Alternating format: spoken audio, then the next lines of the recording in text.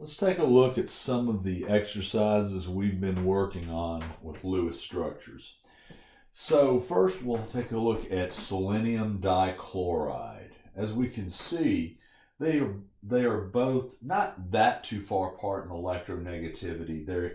They would barely make the polar zone of 0.5 to 1.8 electronegativity difference. So we could, if we wanted to, put our dipole symbols here. But one thing to notice, and I didn't ask you to determine this, this would actually be overall nonpolar because we see an absolute bookend mirroring of the charge distribution. So this substance would be overall nonpolar because of this. Although if we're following it at a one bond at a time view, yes, we would put dipole symbols indicating individual polar covalent bonds.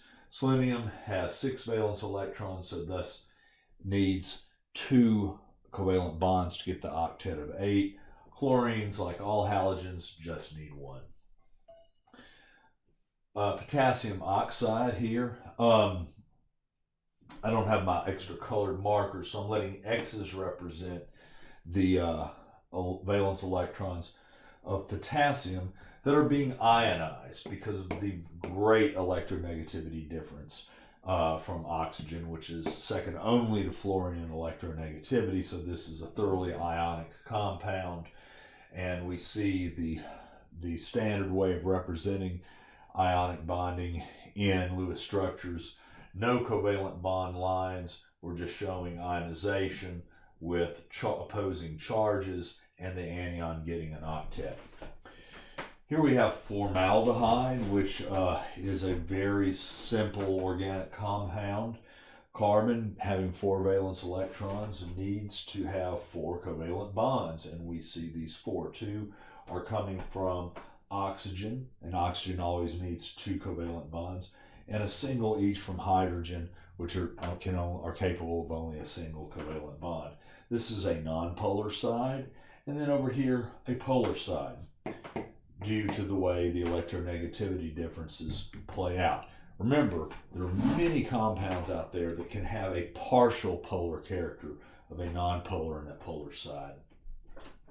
Chlorine, any elemental molecule of a pair of atoms of the same element are going to naturally have an electronegativity difference of 0, and thus is thoroughly nonpolar. All of our halogens are diatomic like this. They come in pairs.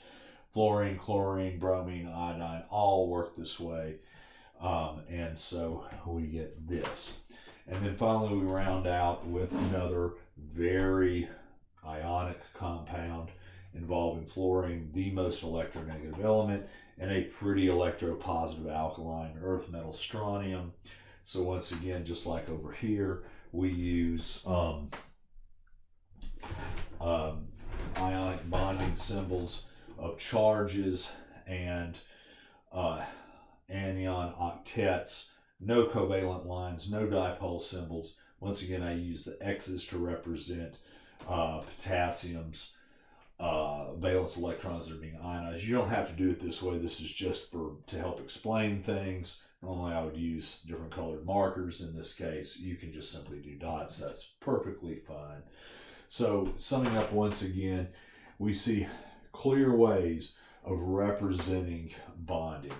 A purely nonpolar covalent compound, purely ionic compounds, and we see also a partially nonpolar, partially polar compound, and we can see what are slightly polar bonds that nonetheless, if we were to analyze, would be an overall nonpolar because they mirror each other.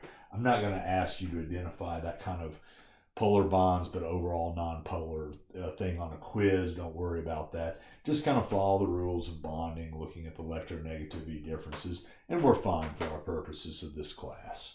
All right, hope everybody did well. Hit me up, shoot a message to me if there are any of these you still don't get and would like some more help on. Let's go over it, folks. Happy to help.